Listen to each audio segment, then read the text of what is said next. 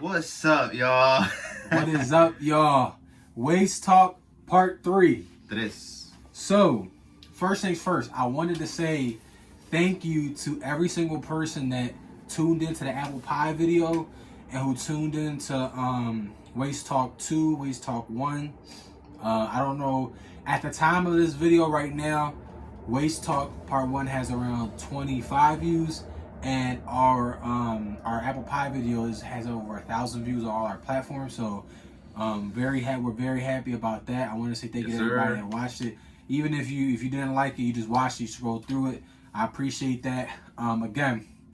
If you watch Waste Talk 2, you kind of can see, we're very determined. And right now, all that stuff is really important to us, and it actually does mean a lot. We just keep we're gonna keep doing it. So even if it's only 3 people, 4 to 10 people watching our videos, we just appreciate that y'all are tuning in and y'all are watching it. So Janier comes with the topics, and then we start to get to talking. So sorry, I forgot to mention. I know y'all see we're in a different area. So we are currently in my room. We literally transitioned from the dining room to the living room to my room. Hopefully by next week, we're going to have a different setup. Hopefully, God willing. But we're actually trying to have a more established area so that we can kind of have podcasts coming to y'all at a consistent and a better rate in regards to quality. But those who stay with us for this ride, we appreciate y'all. And again, merch is on sale. 3 different shirts, 3 different designs. Each individual shirt is $20. Hopefully in my next video I can rock them Jones and show y'all them. I don't have access to them right now, but I promise you the shirt quality is good. The designs are sick, and the price is really not bad. No, they're not that bad. They are amazing.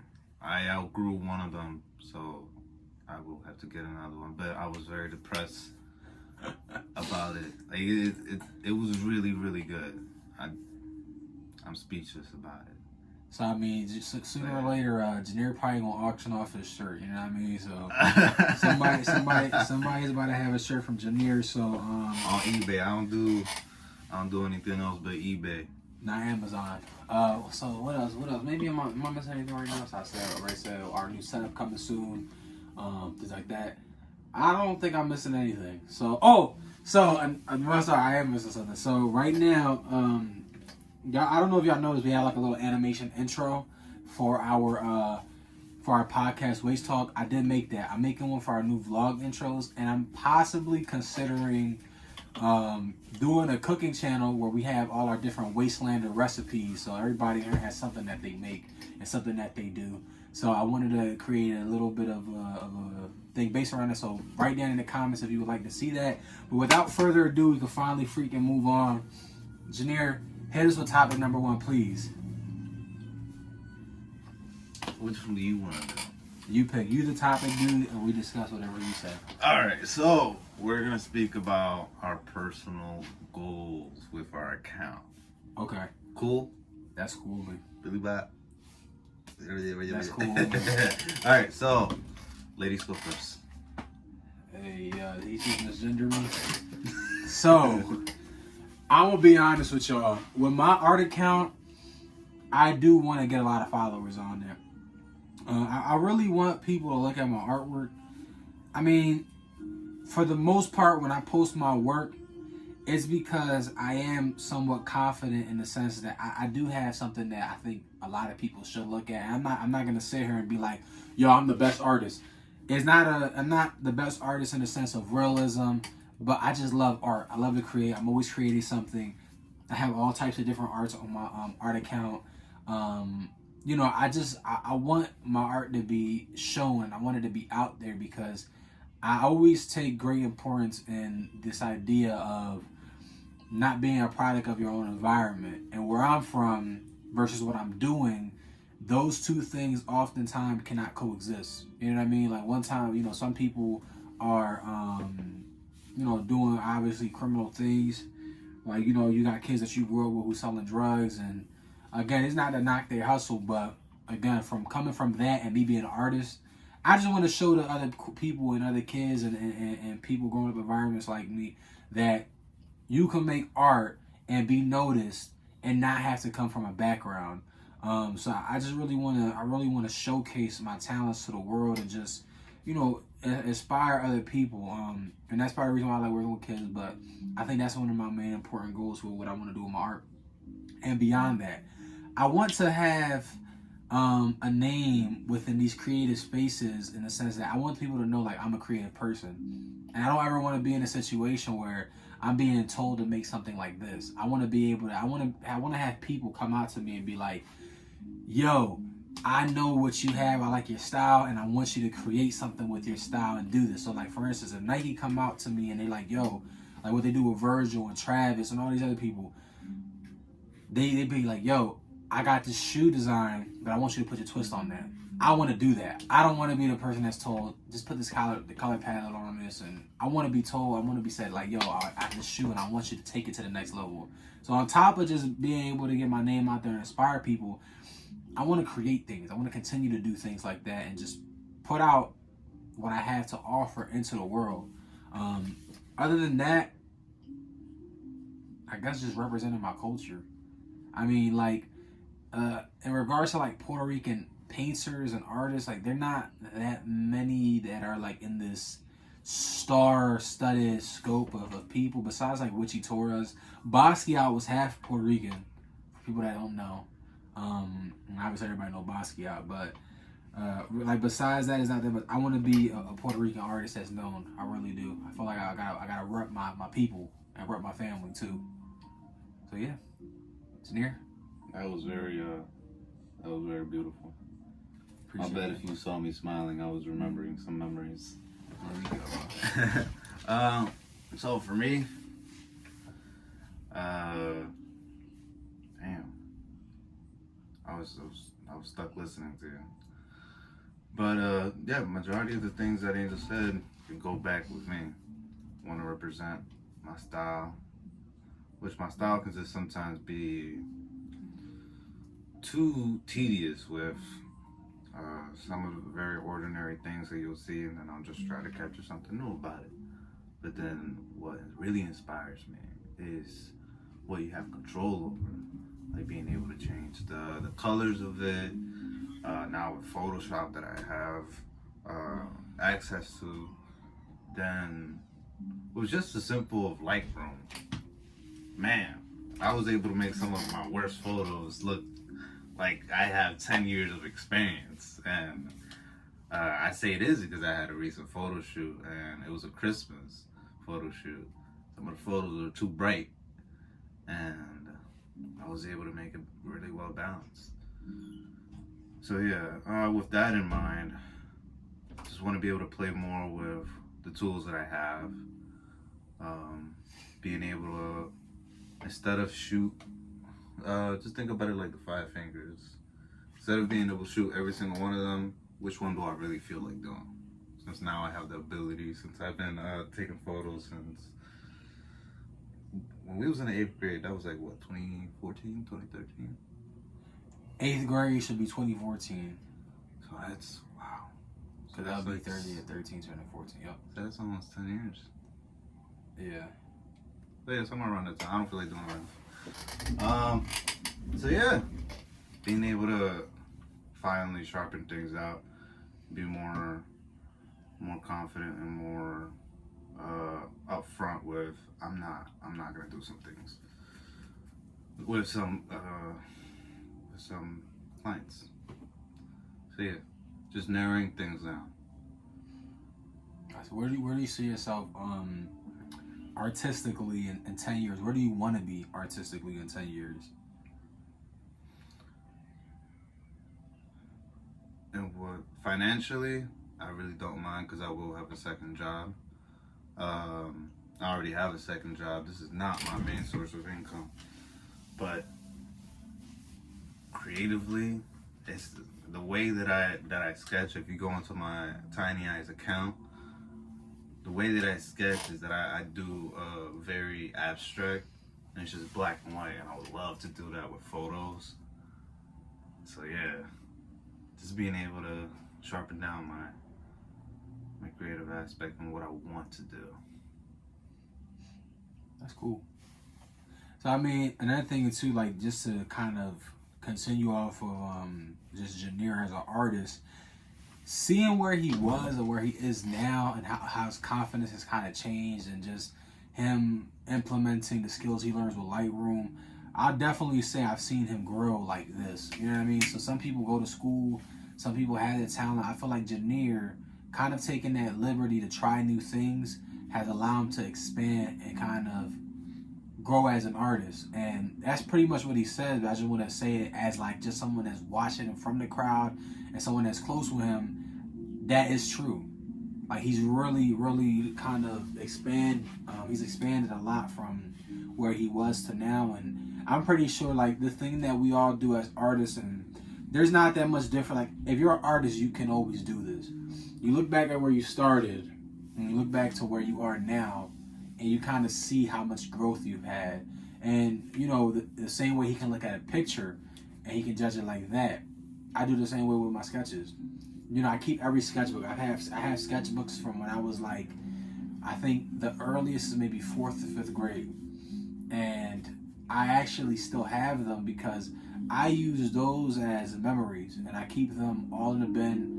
I try not to throw them away because when I was a kid, I always had this bad habit of throwing away my artwork because I never seen it as important or that it had any sort of value. But that whole process of being able to look at where you were and seeing where you are now, it just justifies the fact that if you put effort into something, and no matter what craft you're in, but speaking in regards to art, no matter how much effort you put in, you'll always get better.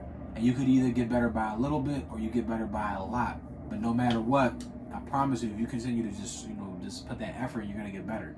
And in Janier's case, I've seen him grow. I've seen him grow in such a rate that sometimes it takes people 10 years to get to. But just him learning a new skill and feeling comfortable with trying it, I definitely can say like he's a way better photographer because of it.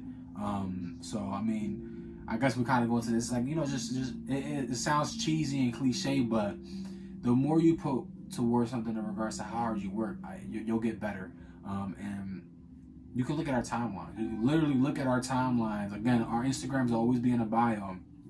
Look at our timelines, and you will see how we've progressed from being where we were to where we are now.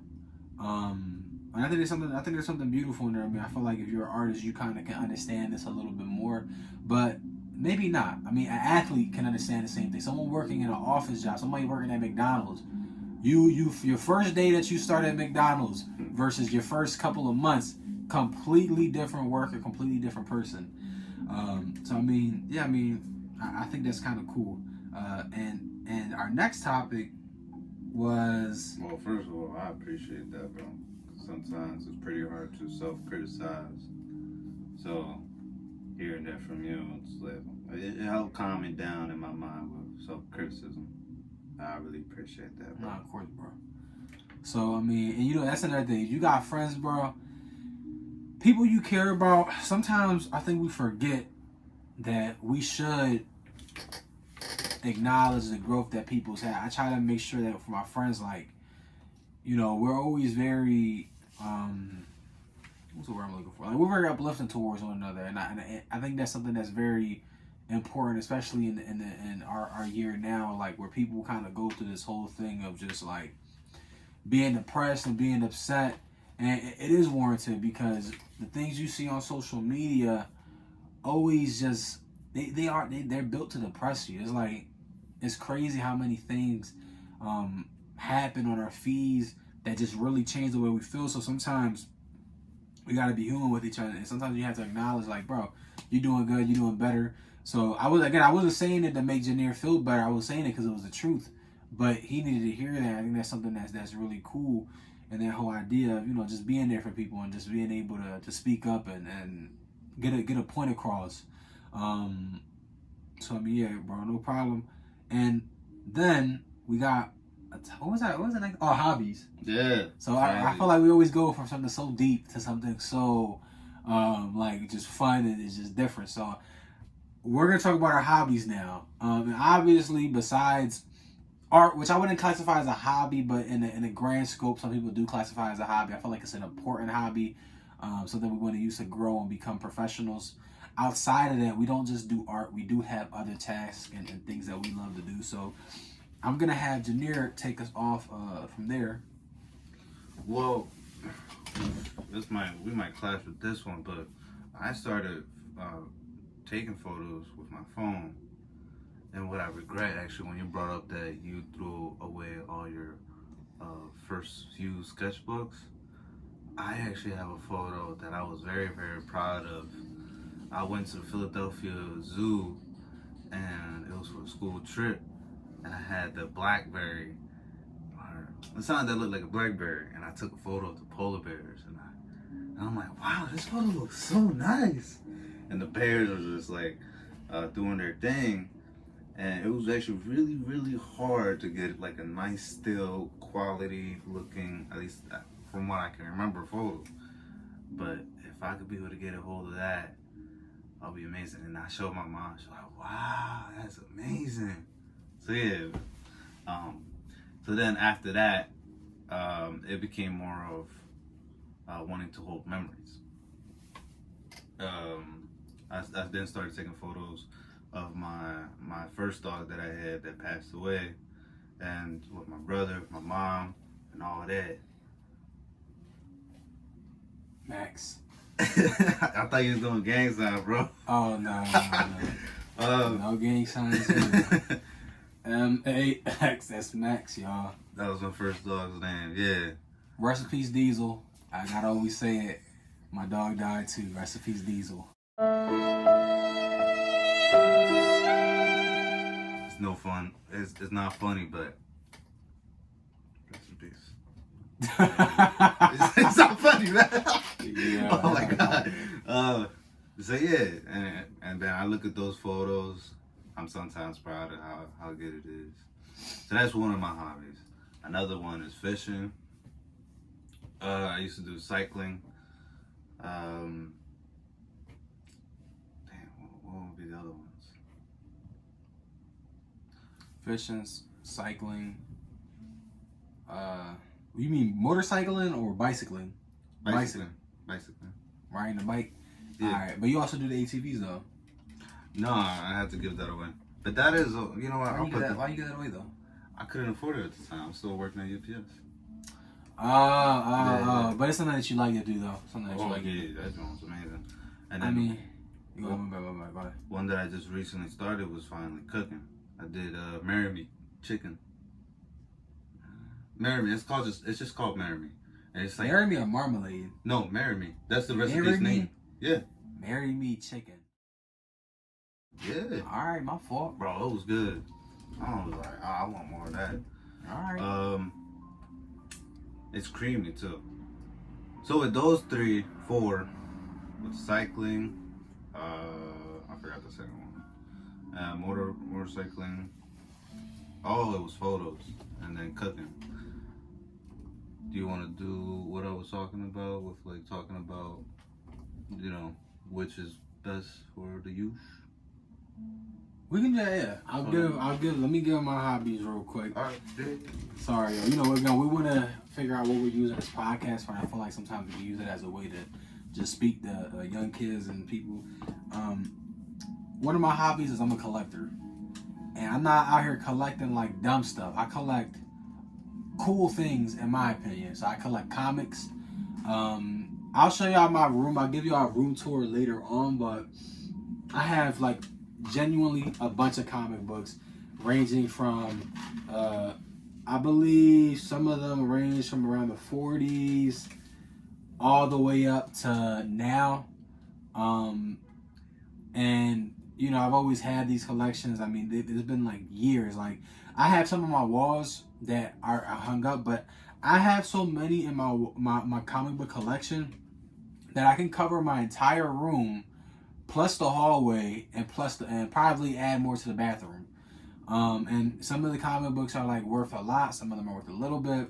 Whether I'm gonna sell them is a different thing, but I also think those are like kind of like one of those things where later on in life, when everything becomes virtual, that all these things have a certain appeal. If I ever die and my kids need extra money, I mean, again, if I die, they probably won't get some bread from my life insurance or whatever. But If you need more bread, sell the comics. On top of collecting comics, I have books. I have a lot of Stephen King books. Despite the fact that I don't read all his books, I do just like him just in general. I like some of his horror books. I have a lot of his books. I have a lot of action figures. Like I have a lot of Marvel ones, Mortal Kombat ones. I have old ones. I have new ones. And again, they're like stored away.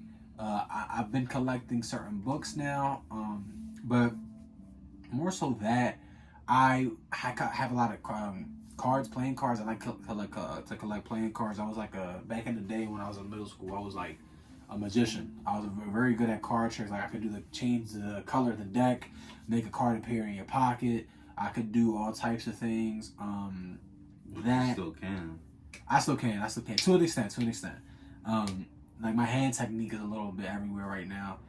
Another thing is that I just recently did was I've been collecting video game consoles. So I have the NES, I have the Genesis, I have the Wii, I have the Switch, I have the DS, 3DS, 3DS XL.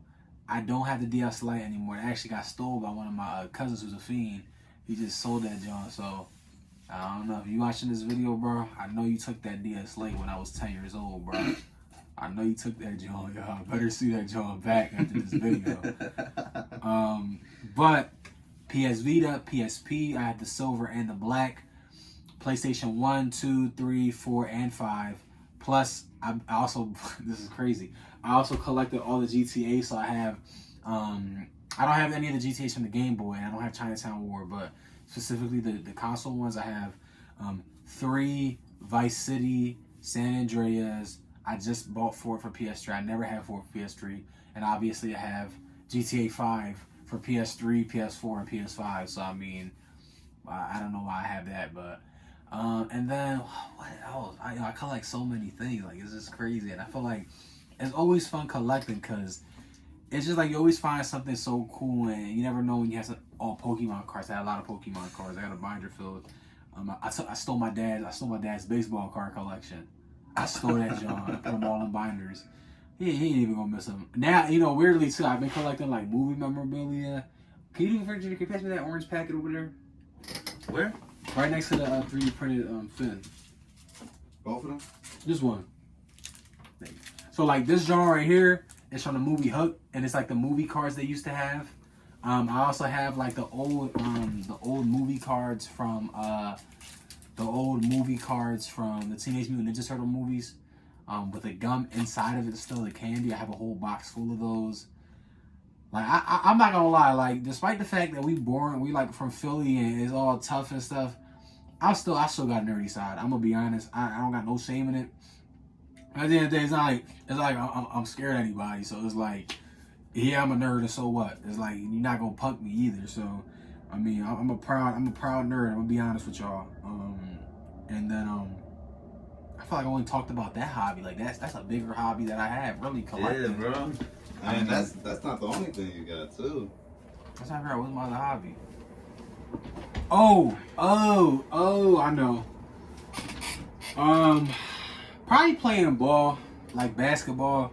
Like it's crazy, yo. Me and Janier, we got some funny basketball stories. Me and my friend Wilmer and Derek. That's one of my other friends. He don't really play ball, but like just recently, we got this crazy story where, again, I feel like it's weird because I'm tall, but I'm not like super tall. So the reason I say this is because like the people we're playing with were a little bit taller. And again, we're in our 20s. We're like, I'm 22. Janier's 20. Well, you turned 23 now in January. Yes, sir. So this story is funny because again, like going into this whole thing of our hobby playing ball. Like he played ball too. I've been teaching him because it's he's Nicaraguan. They don't really play basketball in South America. They're playing soccer. He a soccer player. And baseball, but and baseball, yes, and baseball. That's probably the second. I would say baseball is actually pretty big, but that's another story for another day, right? So he playing ball, right? And again, another thing about me is I feel like one of my other hobbies is breaking glasses because I broke or I've lost around 15 pairs of glasses since I've had glasses at the age of 6. So we at Piccoli Park, which is a park around here in Philly, and I'm balling. But mind you, I'm wearing these broken glasses that literally are like shattered on my face, right? So with tape in the middle too, right? it was not even taping them, it was super glued. I had them super glued, but the super glue came undone. Oh yeah. So this is like summer of 2023. I don't know when y'all gonna see this video, but summer of 2023. And the boy, he tried to, mind you, it's a young boy, he probably like 18, but he taller than me. And he a lanky boy, so he, you know, I'm going down to hit a layup, and I was having an off game the whole entire time because my glasses, they're like everywhere, like I can't see. I'm like this. I'm playing the game, I'm like this. So, all right, I managed to get the game all tied up. I'm passing the ball, we getting everybody included. So I had to make this comeback, right? All right, dig a move. So the ball, he in the paint, meaning like he's underneath the rim, and I'm going for a layup. But I don't know what happened. My glasses came right off my face and broke on the ground. Like lenses popped off. And mind you, I'm still best like, yo, your glasses, bro. I'm like, nah, it's cool. They're like, nah, bro, your glasses on the floor. I'm like, all right, cool. All right. So mind you, it's game point. And if you play in Philly, I don't know where you live, where y'all live, but in Philly, when it's game point and you say win by 2, when it's game point, meaning when it's tied and everybody tied, you gotta win by 2. So game point is normally when you're behind. But then you also got a rule where you be like, win by 2, don't win by 2. So that rule was never put in. So just to give you the context, the game was tied, win by 2 was on, and you could also win by a 2-pointer in regards to like actually being able to shoot 2 because you do by 1s and 2s. My glasses broke, shattered. I'm pissed off. I'm like, yo, this little young boy, I'm about to cook him right now. Again, you go down to Piccoli Park. I remember one time I had an Avenger shirt on. Again, they thought I was a nerd, so I started cooking them. It was bad, but this is different breed.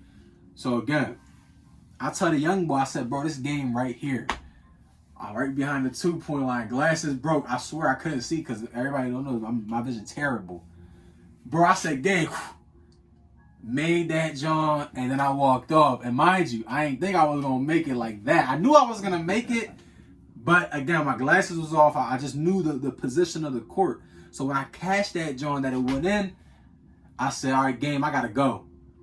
Mind you, you already know they was salty. They wanted to have a whole entire rematch. They like, yo, bro, run it back. All the young boys on the corner, it was D, and they're like, yo, he cooked you, yo, he cooked you, bro. He cooked you. Yo, I was so freaking hyped. Mind you, like on the outside, I gotta be like, man, I cooked this young boy. I walked off the court like this. I said, come on, Janier, we're leaving, bro. But on the inside, I was like, yo, I really just cooked this young boy on a 2-pointer. I shot it in net. Yo, I was so freaking hyped. But then, mind you, I'm walking next to the engineer. He's like, yo, you sure you don't want to? I said, nah, bro. But no rematch, bro. You got to leave him with that, John. So, yeah, I love playing ball. Even when I win or I lose, you know, it's very rare when I lose. But there's this one guy I work with, Mr. Matt. Matt, he's pretty much like family. Got probably one of the best shots I've ever seen in ball.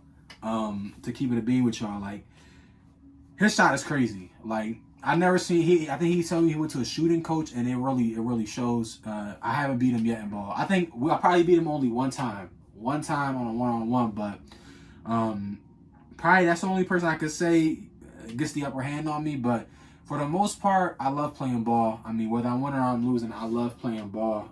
And it's very rare when I feel like I lose, but you know, that's another hobby. And I mean, another hobby that he ain't shared that we kind of all share is playing games. I mean, I feel like it's kind of at the point where it's not even like a hobby, but watching TV shows and stuff that people consider a hobby, we do play games. Currently, my top favorite game or favorite like past tense was probably my Spider-Man 2. I 100% of that game. I didn't platinum it yet, but I did 100% it. God of War, I have all the God of Wars actually. That was another, but I have all the console ones. I had Chains of Olympus, but I don't have that one. I would say that I love the UFC games. I fell in love recently with the game. I think it's called Sleeping Dogs. I forget the name, but that game is so fun. I don't even want to beat it. Like I love that game. That game is fun. Like I love the action. I love the driving. Hacking? No, Sleeping Dogs, not Watch Dogs. Sounds familiar. It's a game from PS3, the PS3 ages. The Asian Mafia drone. Yeah. But it's not to be mistaken with Yakuza for people who are like on it, because there is a Yakuza game franchise. But Sleeping Dogs is essentially about this cop who pretty much he's like an undercover. So he gets put into this triad thing where essentially he's like infiltrating the mafia and their mafia, and I mean, yeah, he has to pretty much just like figure out whose side he's on, and whether or not you're more of a cop or more of a triad, meaning like the name of the gang. So that game is fun, and yeah, you know, you can kind of notice like certain old gen qualities, like in regards to the AI and the dialogue, but outside of that, the mechanics and stuff, it's just like a fun game to chill, relax to. I mean, Arkham Asylum. I feel like I'm going on a rant, but it's just a lot of different games. Arkham Asylum, I love the Arkham series is the best.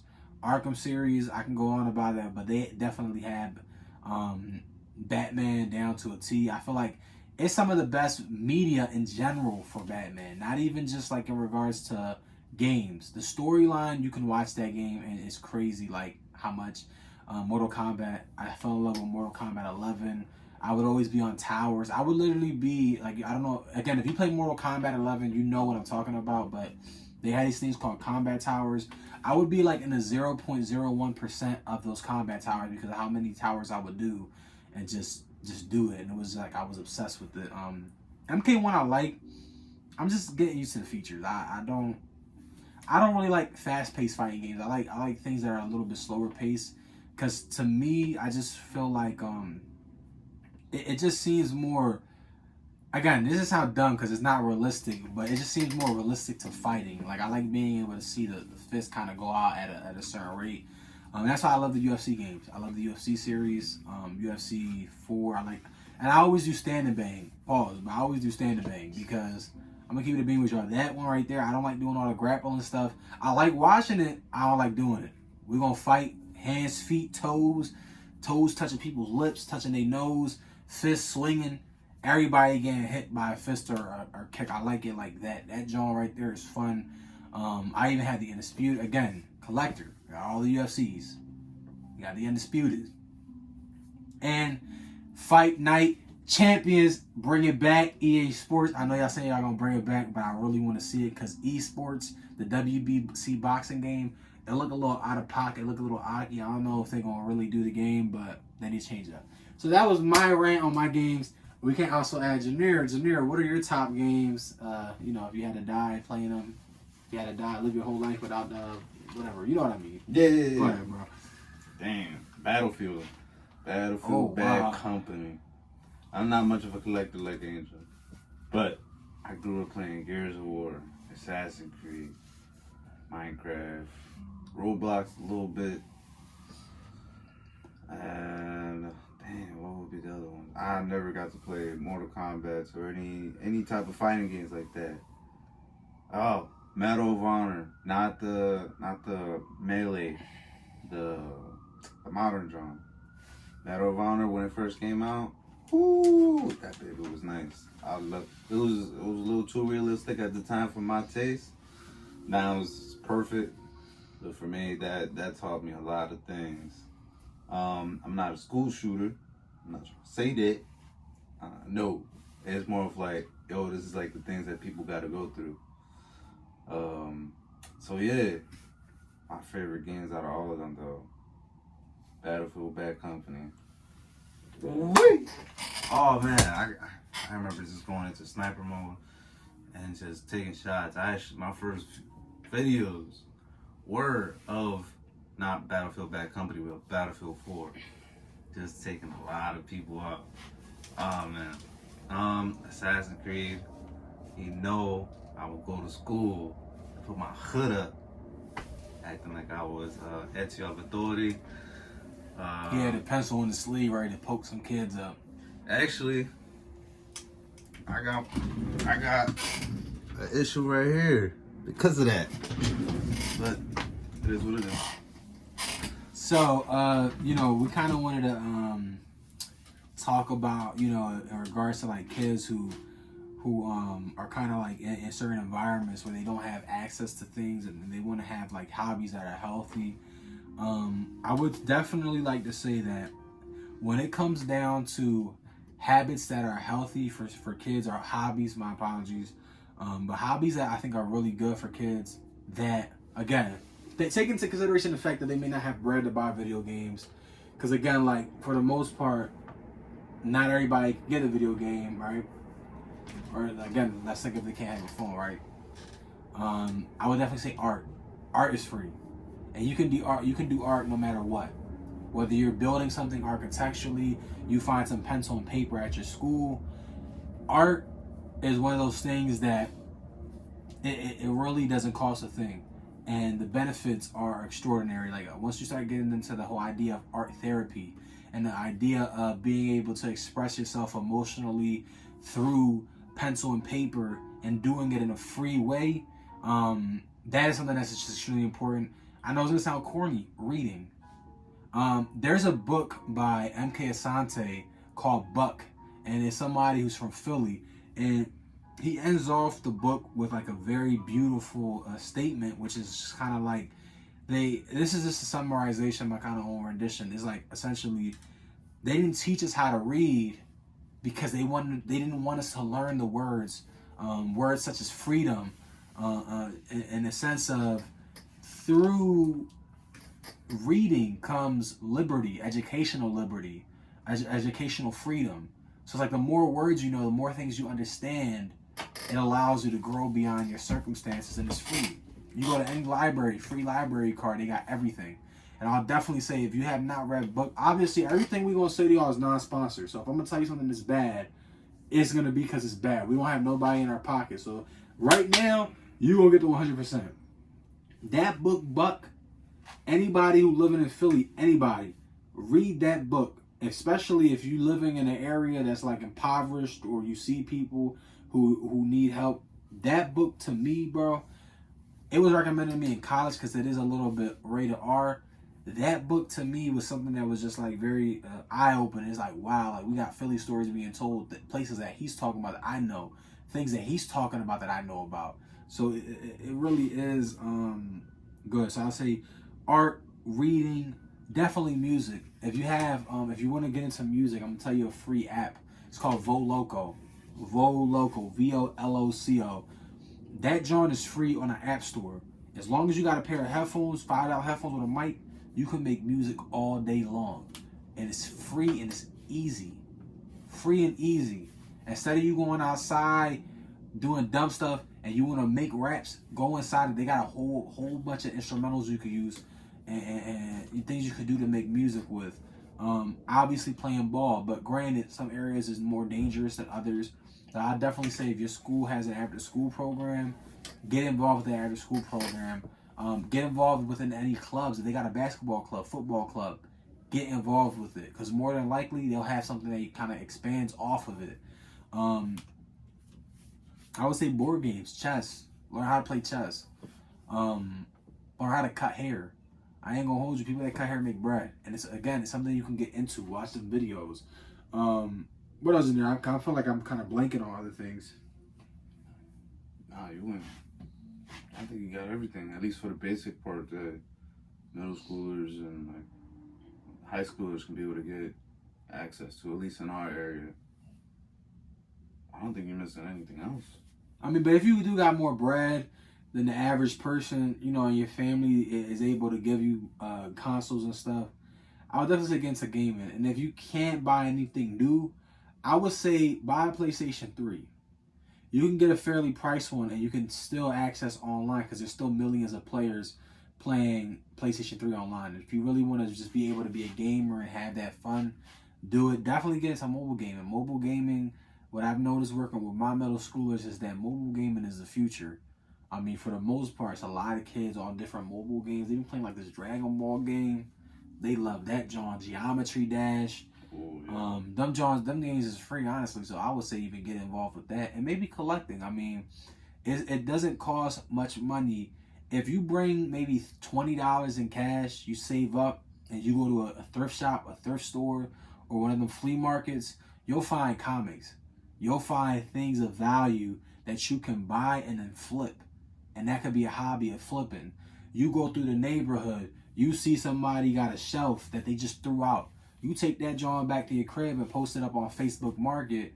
That's a free come up. Those things take work though. You know what I mean? But things to consider. You know what I'm saying? Another thing I did when I was a young boy is a hobby we had was selling candy. So Oh yeah. I felt like, and again, this is again me being kind of, it sounds a little bit ghetto, but I felt like a narco. I'm gonna be honest with you. I swear, I felt like a narco. Me and my brother was the narcos. We were like the Natal family narcos. Natal being my last name. It's really pronounced Natal, but it's kind of like Natal, Natal, not Natal. Don't say Natal. Natal or Natal. But we were the Natal family narcos. NFN. Natal family narcos. I'm gonna tell y'all why. Right? This is a hobby that I had that you can get into. So my father, he was freaking Pablo Escobar. Me and my brother was the two underlings. So we would go into PJP's, which is something like Sam's Club, get candy in bulk, dump all the candy on the table. Now again, if you don't understand the metaphor, we could just explain it like this. You get the work, put the work on the table, and then you divide the work. So then we was dividing the candy individually. Every single bag had 3 gumballs and 1 chocolate. I did all the math. So we was figuring out how much product we had, 'cause we had to count everything. You obviously can't weigh it. So we had to count everything individually. And we had to sit there and be like, okay, well, this is how many baggies we need to sell to make a profit. And then you go into school. So then you go into the school and you like, yo, I got a whole bag of candy. You want some? But it's $1. Caught like fire. My brother I was in 6th grade. My brother was in 5th grade. So he had all the 5th graders worked out. I had all the 6th graders. Literally, going back to how I always perform good in class, I was so good, right, that the teachers will literally give me the first 12 minutes of class to sell my candy. So they would say to the kids, if y'all gonna buy candy from Angel, you got 12 minutes. I bust that bag open, the whole joint was empty. I remember, and this is the thing, right? We pulled in around like $184 each. I think within the first week and a half. So mind you, there's only 5 days within a week of school, right? So within 8 days, 8 to 10 days, 184. So we was making around $18 every single day off of candy that we probably spent around $20 on. Okay? So then we got so big in the school. You on the edge. Yeah.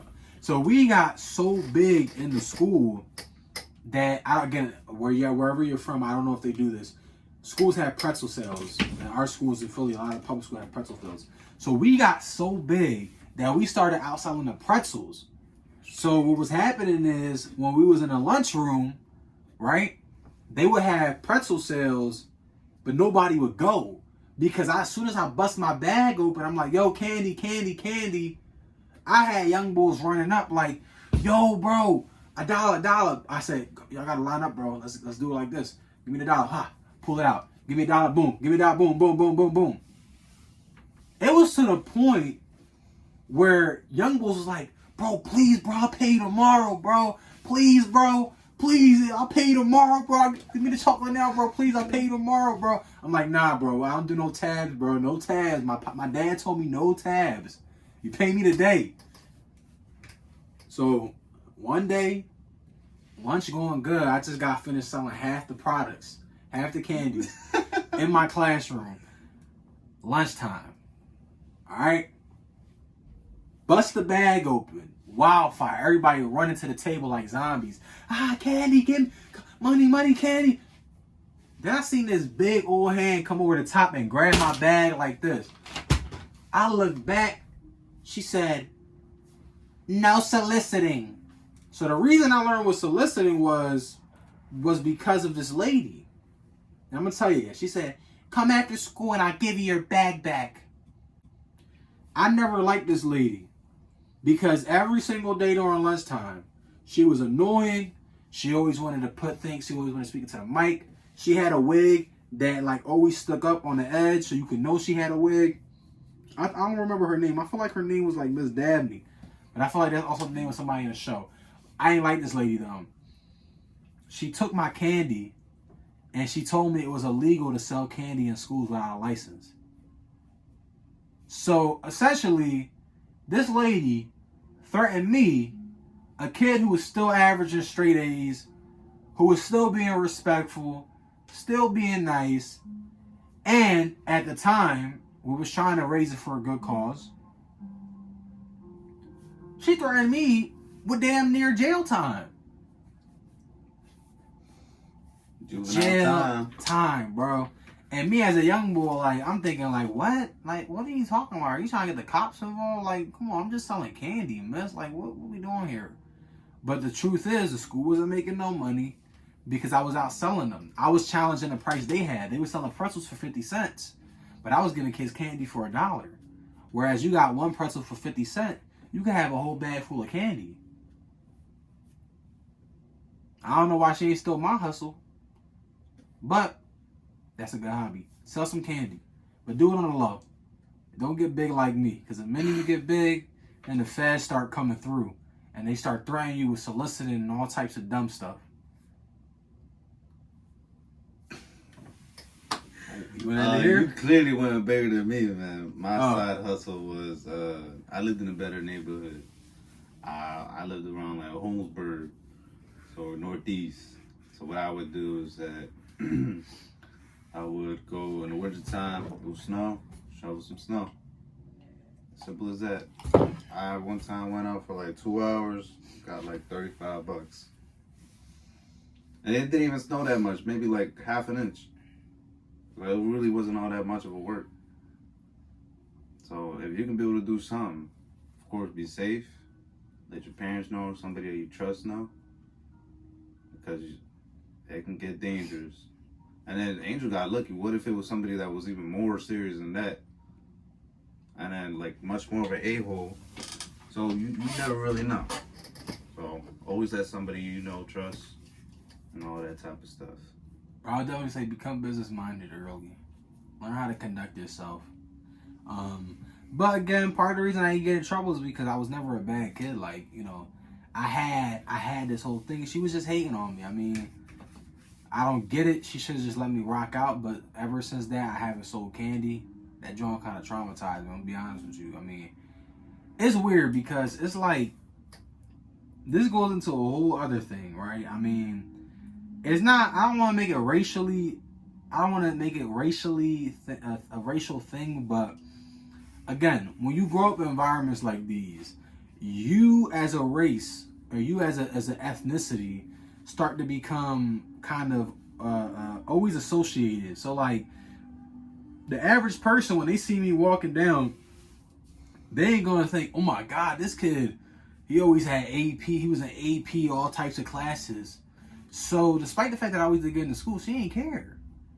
Despite the fact that I wasn't doing anything wrong, she didn't care. So what was she, like She SEO or wasn't. She's not, because this is like a public school. I don't even know how to explain what she was, because the public school I went to literally had only one security guard. Only had one security guard. She was just somebody that would be in the lunchroom watching the kids. I would say as of now, she'd probably be likened to like an environmental. Damn, I forgot the word. Pretty much someone that's there to watch the kids and make sure that when they're in the hallway, they're good and that they're not doing too much. But like that's another thing you gotta be careful with, because I just feel like sometimes there's always this association that we always try to do something bad. I just wanted to sell candy. I wanted to make some money and I wanted to do a good thing, and she got in between that. But you know, again, me being me, I've always had something like this happen. Like it's like you get blamed for something that you're not doing, and then it's like after the fact, then that person is like, "Oh, well, you're not really what I thought you were," and it's like, why didn't you just think about that in the first place? I had something like that literally happen in my neighborhood, where this kid broke a window swinging a bat and a rock, and that window is still broken to this day. Mind you, I'm sitting away from that house on a side step. He's still in the park with a bat in his hand. The lady come out, and she gonna ask me, did I break the window? I'm like, yo. Now, mind you, the kid was like her. So I'm standing out, and it's like, Miss, I told her, Miss, I ain't break your window. I ain't snitch on the kid, but I ain't break the window. I told her, I said I didn't break the window. And my dad, when he saw what happened, he said, yo, come back in the crib, because he already knew what was about to happen. She wasn't gonna think it was him, despite the fact that you see him with a whole bat in his hand. So once my pop explained to her, like, no, it was him, the other kid. And so sometimes when you get into things like that where they see you making money, you gotta be a little bit careful, because sometimes they start to hate and they start to think things, and it don't matter how good of a kid you are, how well you support yourself, or how well you represent yourself. Sometimes they don't care, and not saying that's okay, but that's something you have to be aware of and be prepared to not let it bother you. Because then once you let it bother you, then you're gonna be stuck. You're gonna have to move on from that.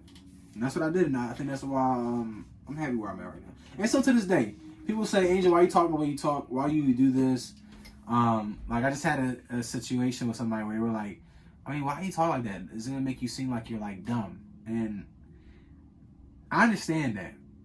But the problem is I don't feel as if I need to switch up the way I speak or the way I do things. Now with elderly people, it's always different. I have a respect. Like it's just, you have to understand when and where. But for the most part, when I'm online or when I'm in person, the way I speak, I can't change, because that's me. But don't let the way that I speak fog your perception of me. Because at the end of the day, I can speak how I speak, but I'm still a very intelligent person. And I feel like sometimes we fail to realize that with people in general from these communities. It's a lot of people that are very smart. A lot of people who are very intelligent that haven't had the opportunity to show their intelligence because of their circumstances. Like my father, for a long time, he didn't know how to spell. I was helping my dad learn how to spell, like for certain things when I was a young kid. But he was always very smart. And because of the circumstances and the way he was raised, the things that he had to go through, that limited the amount of education he was able to receive. You understand what I'm saying? So sometimes we have this perception of, when you speak with an accent, you speak with slang. You may not be smart, you may not be this. That doesn't mean that. It's just, sometimes that's what we're put through. Now for me, I was born and raised around slang. I was in public schools, but I never let that change who I was. And I speak with slang because it's just something I'm comfortable. I don't have to change up my vernacular. Like I'm not trying to have to say all these big words for no reason, because there's no reason for me to do that. What is the difference? Why do I have to change? Why do I have to use a smarter word for a word that you would understand no matter how I say it? That's how I see it. And it doesn't hurt to go simple. And on top of that, it's just like, again, if that's how you talk, it's okay. But sometimes don't judge a book by its cover. I feel like we should start wrapping up. Yes, sir. So Beautiful podcast, man. We had a lot to say, a lot to think about. Let's just be honest. This was all you, bud. This was all you. Well, next time it's gonna be all Janier, because our next thing is gonna be an interview with Janier, an essay about his personal stuff. So y'all will get to know a lot more about him. And then following that, probably be me and maybe another one of the artists. So I mean, like I said, we're always trying to do things. Janier comes with the ideas, and we come with the commentary. So yeah, I mean, just comment down below if you'd like to see anything else. We appreciate y'all. We love y'all very much. And again, we're thankful for all the views and all the likes y'all been giving us. That makes us want to continue to work harder. And this has been Waste Talk. Oh wait, I remember. Waste Talk. Talk. I did want to. Damn. What did you say? Oh, and I hope our creativity inspired you guys as well. So yeah. Exactly. And this has been Waste Talks, Talks. Part 3.